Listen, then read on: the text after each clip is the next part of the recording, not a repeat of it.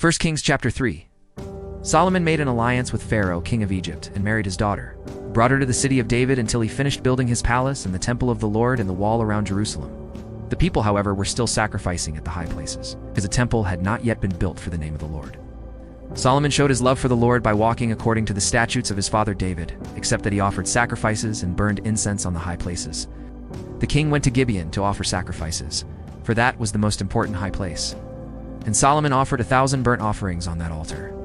At Gibeon, the Lord appeared to Solomon during the night in a dream, and God said, "Ask for whatever you want me to give you." Solomon answered, "You have shown great kindness to your servant, my father David, because he was faithful to you, and righteous, and upright in heart.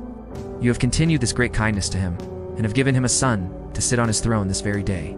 Now, O Lord my God, you have made your servant king in place of my father David. But I am only a little child, and do not know how to carry out my duties. Your servant is here among the people you have chosen, a great people, too numerous to count or number. So give your servant a discerning heart to govern your people and to distinguish between right and wrong. For who is able to govern this great people of yours?" The Lord was pleased that Solomon had asked for this. So God said to him, "Since you have asked for this, and not for long life or wealth for yourself, nor have asked for the death of your enemies, but for discernment in administering justice, I will do what you have asked. I will give you a wise and discerning heart, so that there will never have been anyone like you, nor will there ever be. Moreover, I will give you what you have not asked, for both riches and honor, so that in your lifetime you will have no equal among kings. And if you walk in my ways and obey my statutes and commands as David your father did, I will give you a long life." Then Solomon awoke, and he realized it had been a dream. He returned to Jerusalem, stood before the ark of the Lord's covenant, and sacrificed burnt offerings and fellowship offerings. Then he gave a feast for all his court. Now, 2 prostitutes came to the king and stood before him. One of them said, "My lord, this woman and I live in the same house. I had a baby while she was there with me. The 3rd day after my child was born, this woman also had a baby. We were alone.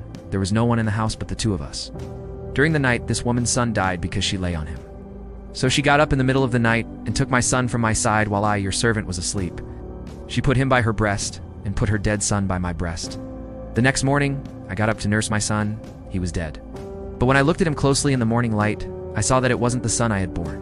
The other woman said, 'No, the living one is my son. The dead one is yours.' But the first one insisted, 'No, the dead one is yours. The living one is mine.'